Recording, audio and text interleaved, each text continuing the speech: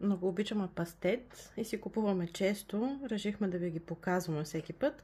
Този е на ферма Гората от свинско месо и свински черен дроб. Мисля, че 7 лева беше цената му. Отворихме го предварително, за да не се мъча да го отварям. И сега ще го опитаме и него пред вас. Този май е с малко по-добра, по-равна консистенция от този на Кремиковския манастир.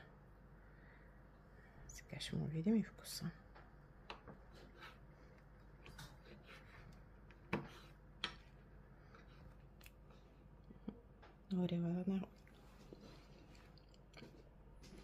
Много е приятен, както винаги.